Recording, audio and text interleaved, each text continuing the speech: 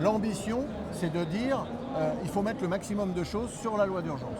On a les sujets qui sont très astringents, qui grattent, comme les sujets des phytosanitaires. Là, on est devant le stand de l'ANSES où on a des vrais sujets. Donc la question est de savoir est-ce que le gouvernement a le courage de mettre les choses qui fâchent, même si les parlementaires vont refuser l'obstacle. Et moi, j'ai envie d'avoir des parlementaires qui soient mis devant la réalité des choses et qui disent ah bah ça on ne veut pas le faire, on l'enlève de la loi. Mais au moins ça sera la responsabilité devant les agriculteurs, des parlementaires qui ne seront pas cachés derrière le gouvernement, qui n'aura pas eu le courage de mettre les choses.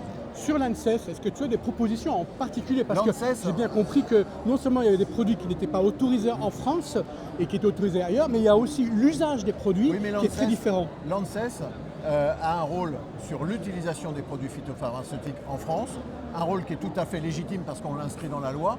Donc sur une agence qui est indépendante, c'est le fonctionnement, c'était pour éviter que les politiques fassent des choses qui étaient néfastes pour la santé humaine, dont acte. Ce qu'il faut avoir en tête, c'est que ce schéma qui est peut-être un peu old school et un peu hybride, avec une Europe qui décide de la molécule et de chaque État qui décide de l'utilisation de la molécule, ça il faut qu'on arrive à joncter les prises, que ça marche correctement. Autrement, au final, moi je suis pour une agence européenne qui gère à la fois l'ANSES et l'EFSA, les molécules et l'utilisation, parce qu'autrement on n'en sortira pas. Je rappelle une chose, c'est que les agriculteurs et les Français et les industriels ne supportent pas plus le fait qu'en France, on fasse des choses qui sont interdites seulement en France et autorisées dans le restant de l'Europe. Donc voilà. Une harmonisation européenne concernant les produits phytosanitaires. Tout à fait. Soit on fait sur une harmonisation, soit on arrive à faire marcher nos agences nationales dans le droit chemin d'éviter la surtransposition. Très bien, merci beaucoup.